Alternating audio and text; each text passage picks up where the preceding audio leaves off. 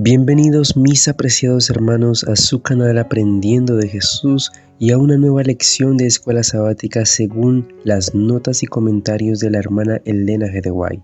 Hemos llegado a la lección número 7 titulada Instruyendo a los discípulos parte 1. Les invitamos a que compartan este audio video con sus contactos, amigos y familiares, con todas aquellas personas que deseen conocer del amor de Jesús y de un mensaje de esperanza.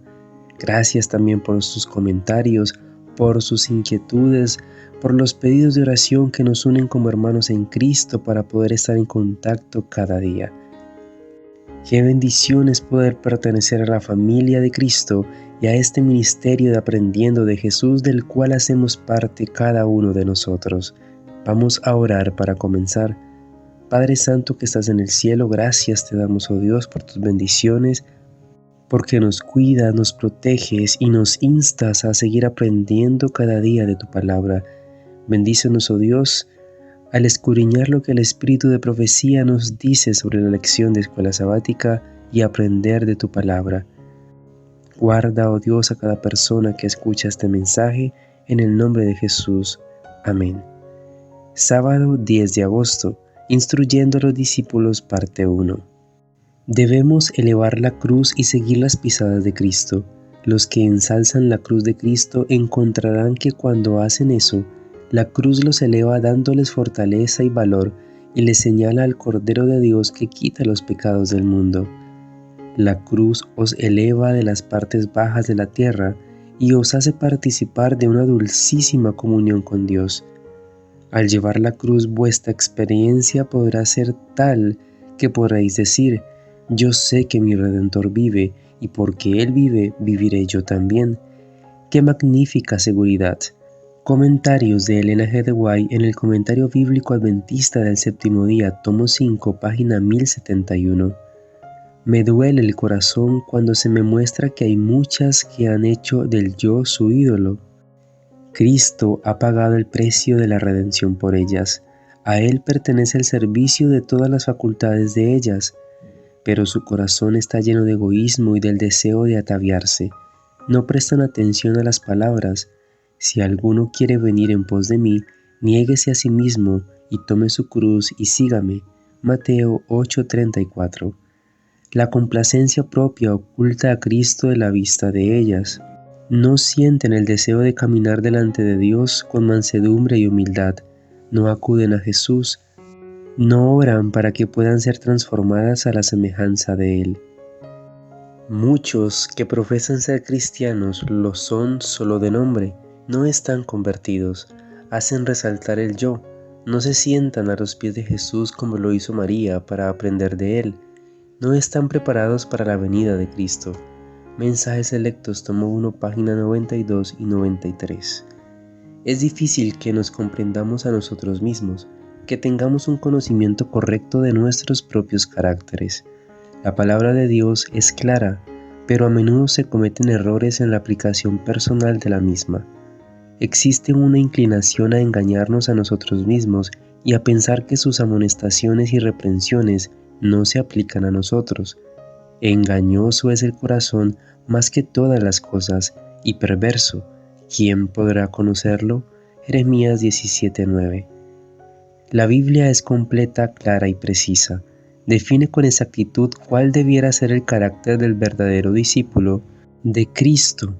Para que de ninguna manera nos engañemos con respecto a nuestro verdadero carácter, es preciso que escudriñemos las Escrituras con corazones contritos, temblando ante la palabra del Señor. Hemos de esforzarnos con perseverancia para vencer al egoísmo y la confianza propia. El examen de conciencia ha de ser completo para que no exista ningún peligro de autoengaño.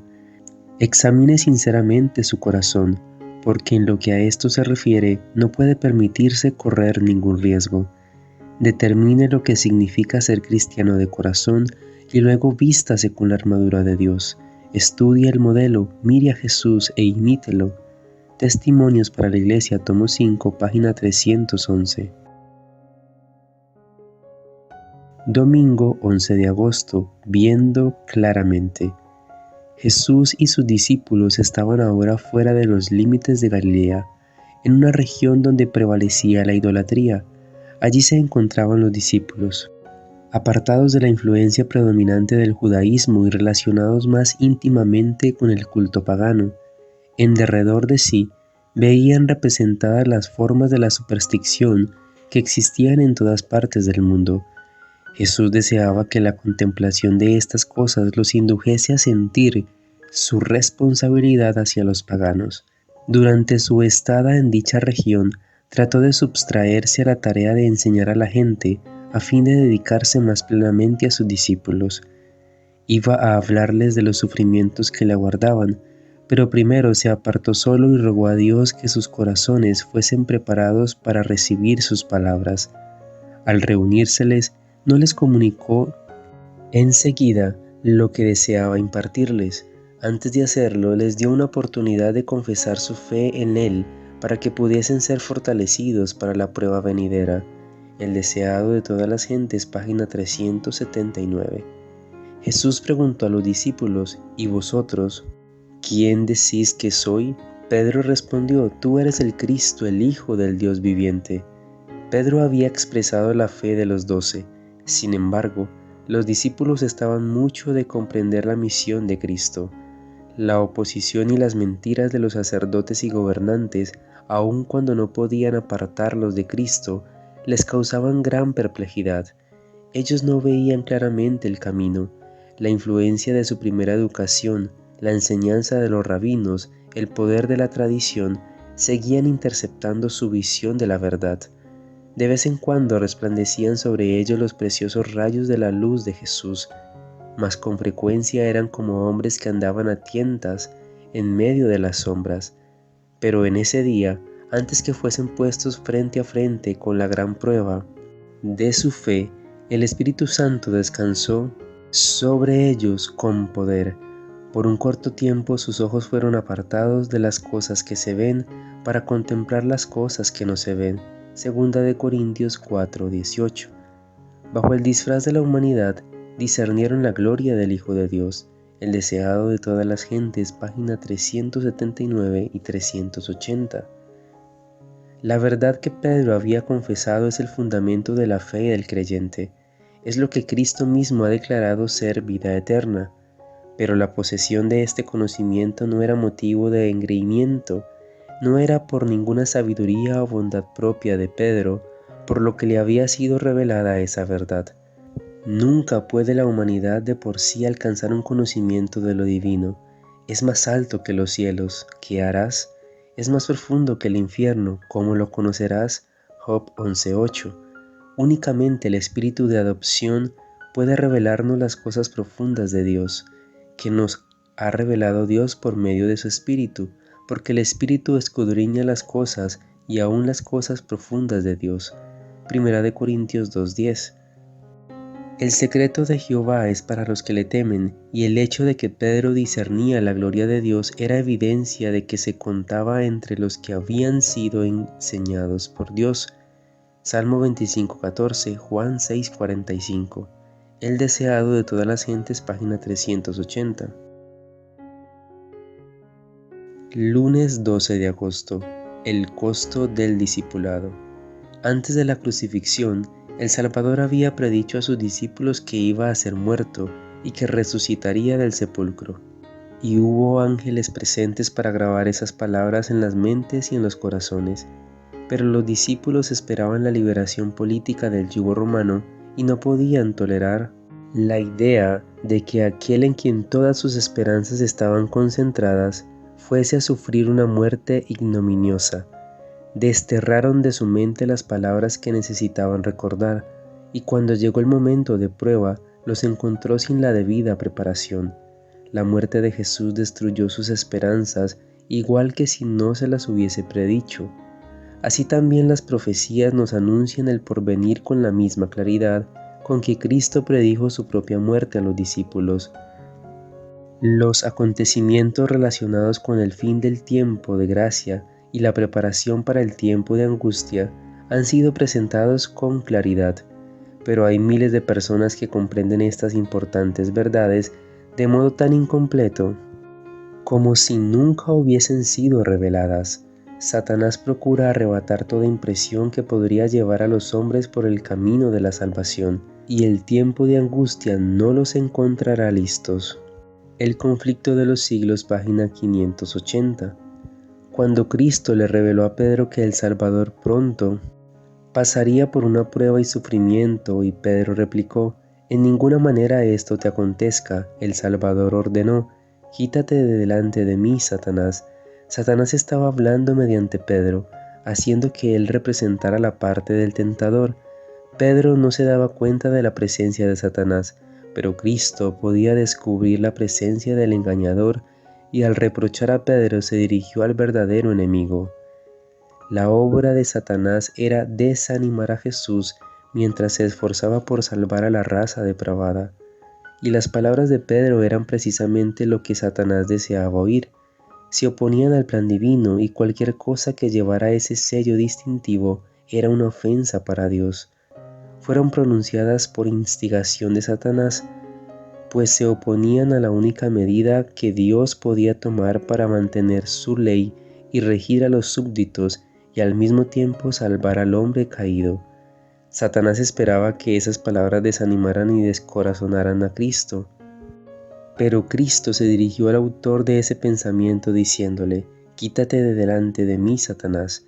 Comentario de Elena G. de White en el Comentario Bíblico Adventista del Séptimo Día, tomo 5, página 1070 y 1071. El que ama a Dios sobre todas las cosas y a su prójimo como a sí mismo, trabajará comprendiendo constantemente que es un espectáculo al mundo, a los ángeles y a los hombres. Haciendo suya la voluntad de Dios, revelará en su vida el poder transformador de la gracia de Cristo. En todas las circunstancias de la vida, tomará el ejemplo de Cristo como guía. Todo leal y abnegado obrero de Dios tiene la disposición de gastar y ser gastado por causa de otros. Cristo dice: «El que ama su vida la perderá, y el que aborrece su vida en este mundo, para vida eterna la guardará». Mediante esfuerzos fervientes y reflexivos para ayudar donde sea necesario, el verdadero cristiano muestra su amor a Dios y a sus prójimos. Quizá pierda su vida en el servicio, pero cuando venga Cristo para reunir sus joyas, le encontrará otra vez. Mensajes Selectos, tomo 1, página 100. Martes 13 de agosto. La montaña y la multitud. Jesús había dicho a sus discípulos que algunos de los que con él estaban no gustarían la muerte antes de ver llegar el reino de Dios con poder. En ocasión de la transfiguración, esta promesa se cumplió. El semblante de Jesús mudóse allí de modo que brillaba como el sol. Sus vestiduras eran blancas y relucientes. Moisés representaba a los que resucitarán de entre los muertos al producirse el segundo advenimiento de Jesús, y Elías, que fue trasladado sin conocer la muerte, representaba a los que cuando vuelva Cristo serán transformados en inmortales y trasladados al cielo sin ver la muerte.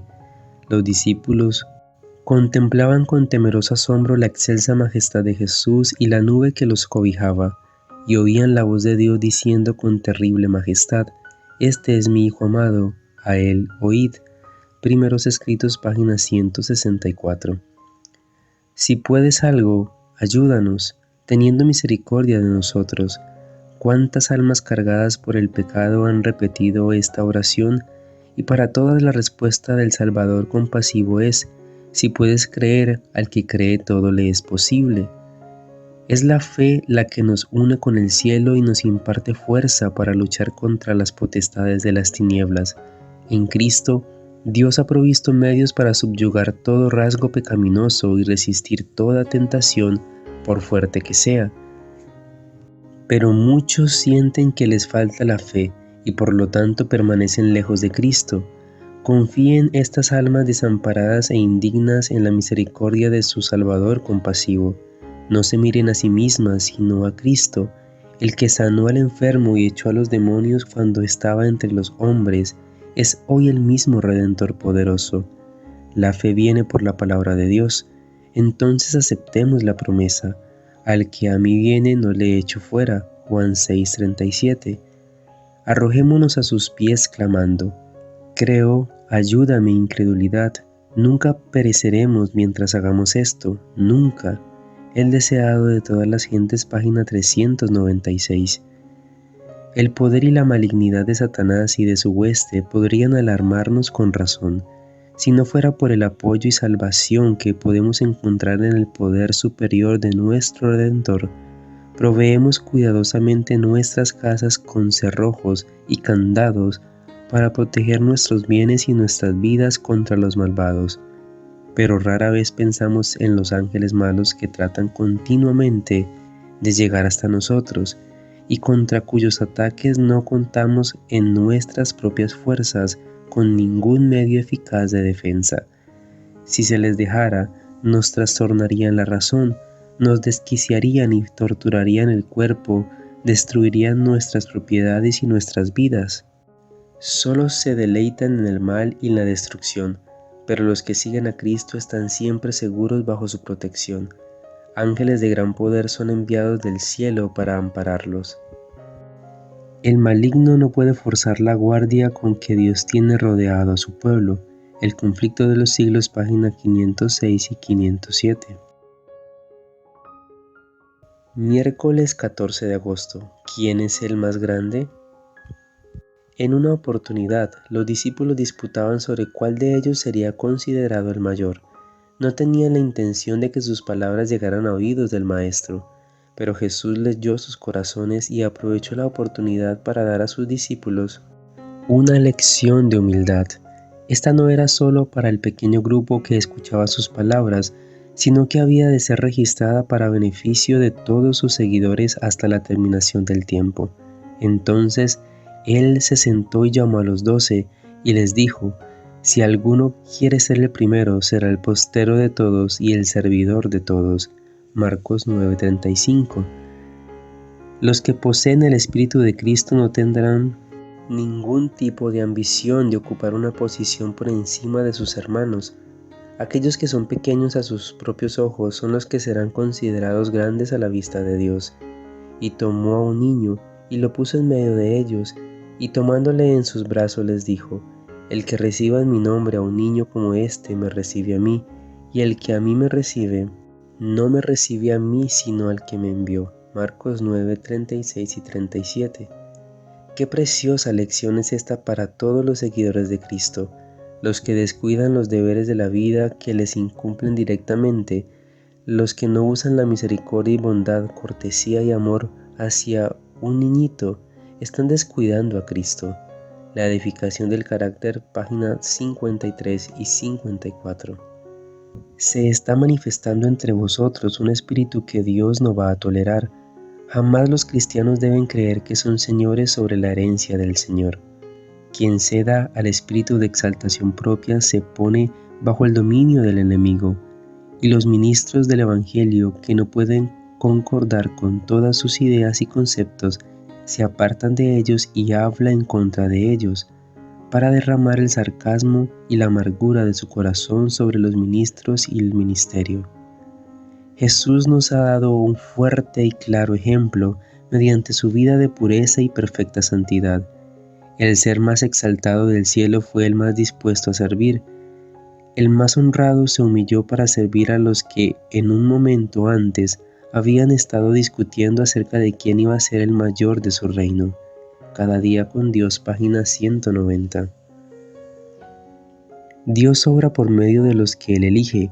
A veces elige al más humilde instrumento para que efectúe la mayor obra, porque su poder se revela en la debilidad del hombre. Los humanos tenemos nuestra forma, y en una virtud de ella clasificamos una cosa como grande y otra como pequeña. Pero Dios no valora las cosas de acuerdo con nuestra regla. No hemos de suponer que lo que es grande para nosotros tiene que ser grande para Dios, o lo que es pequeño para nosotros tiene que ser pequeño para Dios. No nos toca a nosotros juzgar nuestros propios talentos o elegir nuestra obra. Hemos de llevar las cargas que Dios nos señala y llevándolas por su causa, llevándolos por su causa y siempre recurriendo a Él en busca de descanso. Palabras de vida del Gran Maestro, página 298. Jueves 15 de agosto, la persona sana en el infierno. En la epístola a los Hebreos se señala el propósito absorbente que debería caracterizar la carrera cristiana por la vida eterna.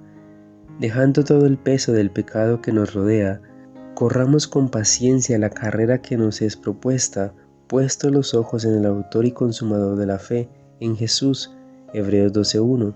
La envidia, la malicia, los malos pensamientos, las malas palabras, la codicia, estos son pesos que el cristiano debe deponer para correr con éxito la carrera de la inmortalidad. Todo hábito y práctica que conduce al pecado y deshonra a Cristo debe abandonarse, cualquiera que sea el sacrificio. Y si tu mano te escandalizare, dijo el Salvador, córtala, mejor te es entrar a la vida manco que teniendo dos manos e ir a la gedema, al fuego que no puede ser apagado. Y si tu pie te fuere ocasión de caer, córtalo, mejor te es entrar a la vida cojo que teniendo dos pies y ser echado en la gehenna. Marcos 9:43.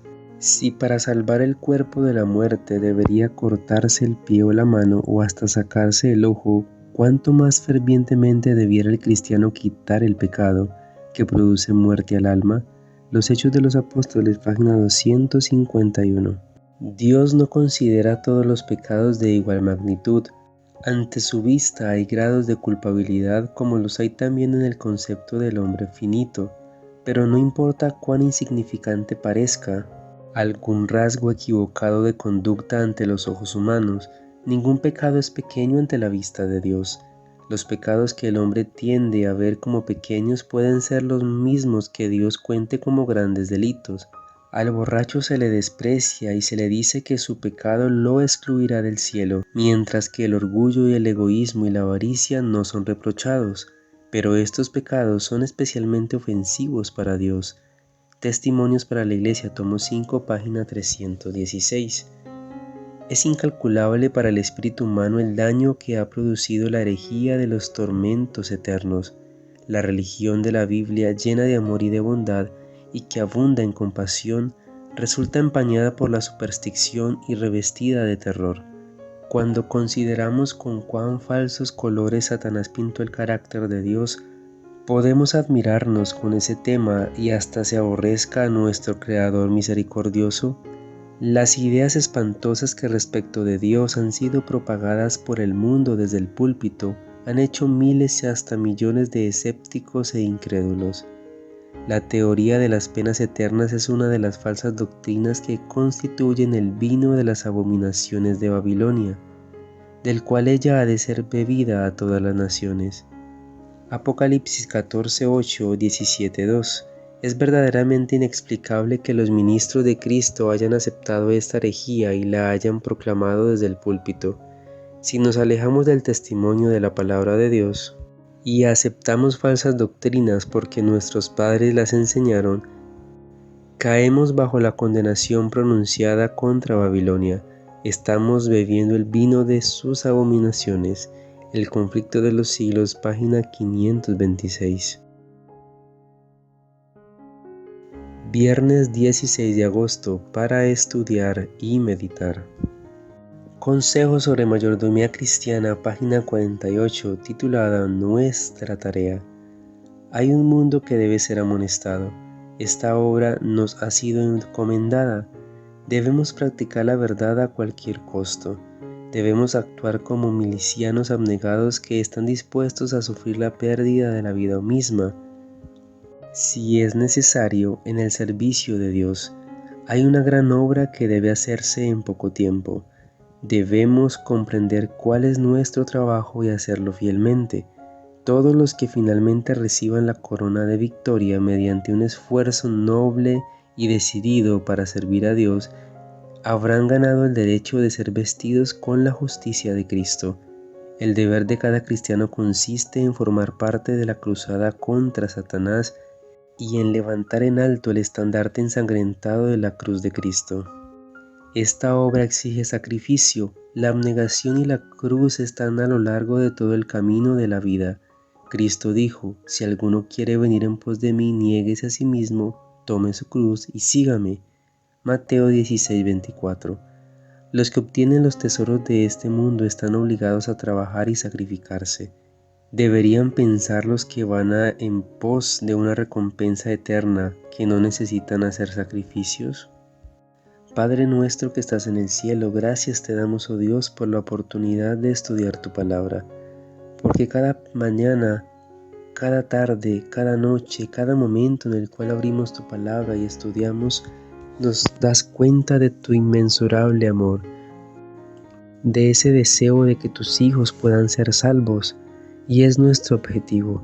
Perdona por eso nuestros pecados. Sabemos que cometemos errores cada día, pero que cada momento también nos ponemos en tus manos para corregirlos, avanzar y sobre todo poder realizar lo necesario para alcanzar la vida eterna y morar con nuestro Señor por la eternidad.